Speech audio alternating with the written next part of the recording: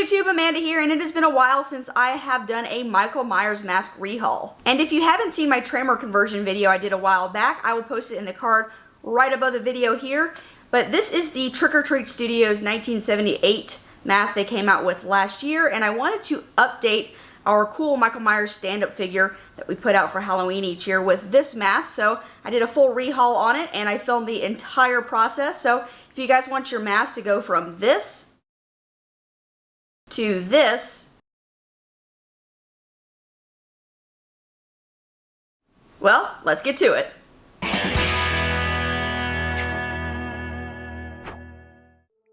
Alright, so first off, I'm ripping off the front hairline because I'm going to fix it later, making sure not to pull too hard so I don't damage the mask.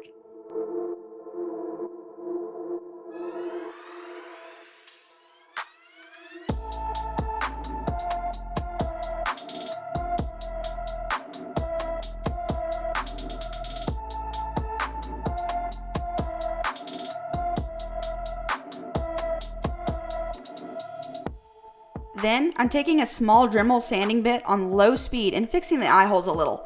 Eye holes are super important on a Myers mask, so you want to make sure you take your time with this because it's pretty easy to go overboard. Luckily, this mask had decent eye holes to begin with, so I'm just touching them up.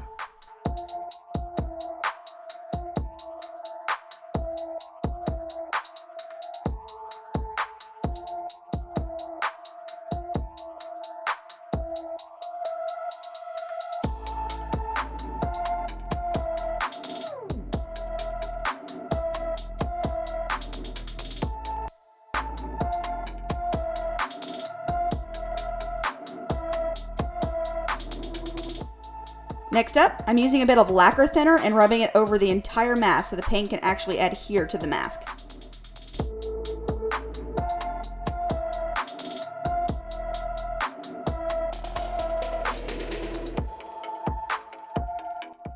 As you can see, some of the old paint is starting to come off, which is a good thing.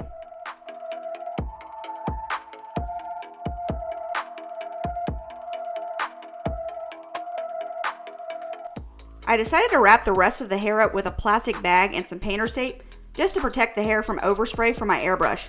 I definitely recommend you do this as well. And then here I'm adding some cotton balls near the eyes to kind of fill the mask out a little bit. This mask is big compared to the foam head I'm using, so it gives it just a little bit of shape to work with.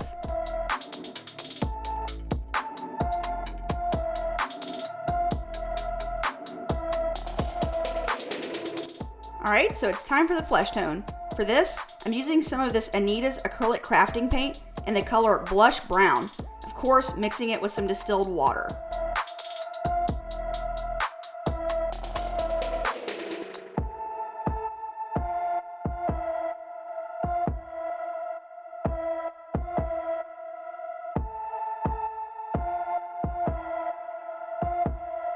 In order for the paint to stick to the mask, you need to add some sort of flexible promoter to the mixture, so I'm using this Createx flexible adhesion promoter with it as well.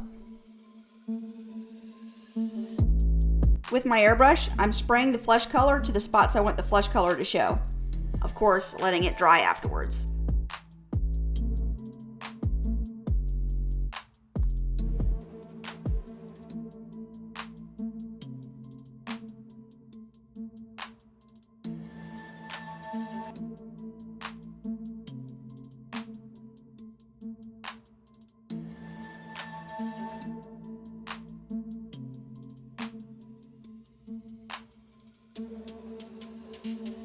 For the white coat, I'm using Deco Art Americana in the shade Warm White, using the same mixture I did with the flesh tone.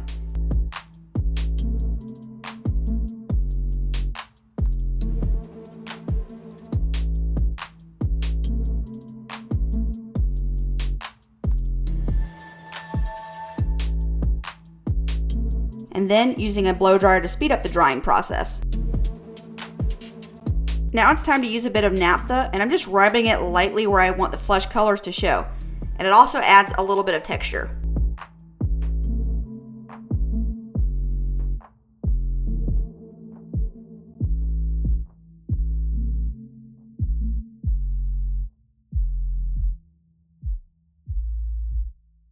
Then I use that flesh tone again just to add a little bit of flesh color back into those spots as well. This is all just trial and error.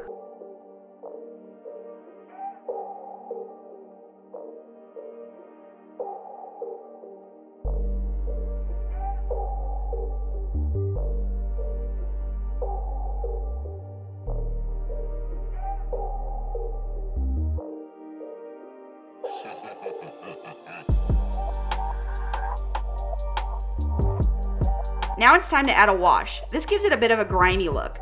I'm using a standard black paint mixed with a brown color. Make sure you really water this mixture down and wet the mask with one of those little spray bottles with water when adding your wash.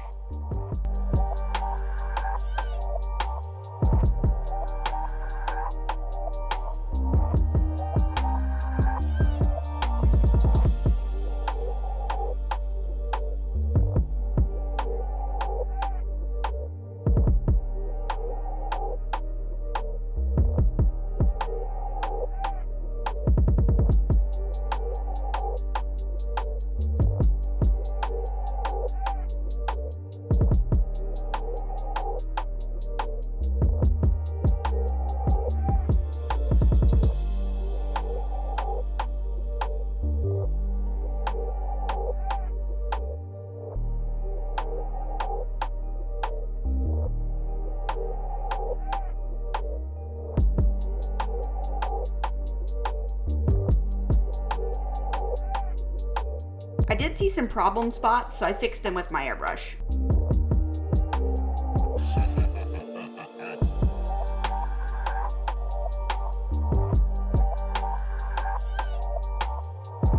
Now it's time for some dry brushing. I'm just using a cheap makeup brush I found at the store and using a little bit of black paint, making sure to get the majority off before actually applying it. And I just want to hit some of those high spots on the ears.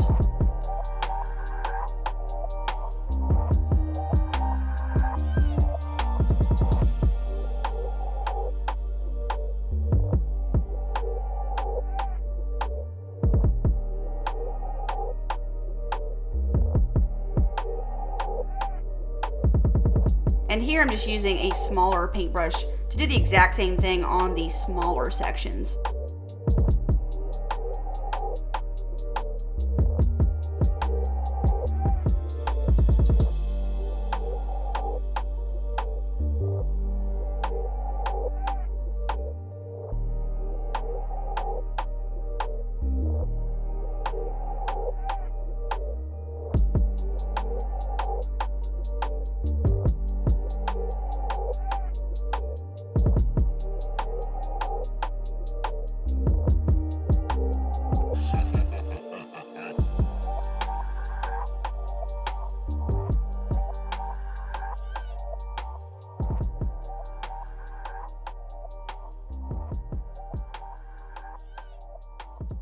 So at this point, I'm pretty happy with the paint job. So I can go ahead and remove the plastic bag from the hair.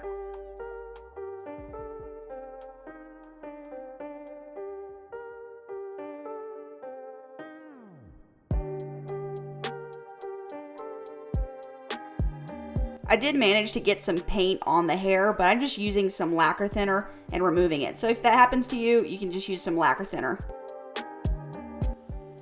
So now it's time to fix the hairline. I ended up drawing a completely new hairline, and I used some tacky glue to hold the hair that I had at the beginning of the video in place.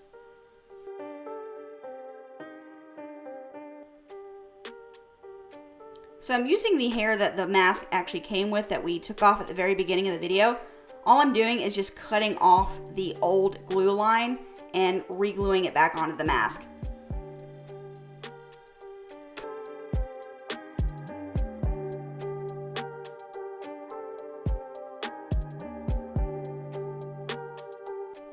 You want to make sure that all the hair actually gets stuck into the glue, so I'm just using a small popsicle stick, making sure all those little hair fibers actually stick onto the tacky glue.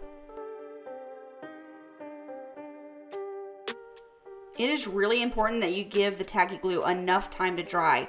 I got a little impatient and decided to move on to styling the hair before it had a full time to dry. So definitely do as I say and not as I do. I ended up pulling some hair out that was not supposed to be pulled out. So I would actually wait overnight and let the tacky glue completely cure before starting to style the hair. So definitely do that.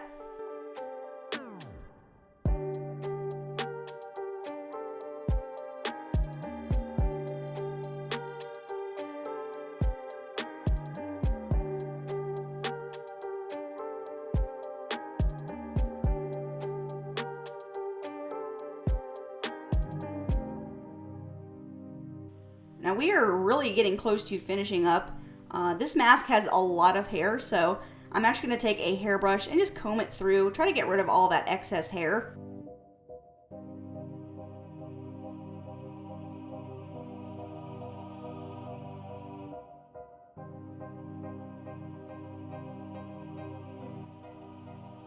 Now when you're styling, I would just recommend looking at a photo of Michael and trying to copy his hair the best you can.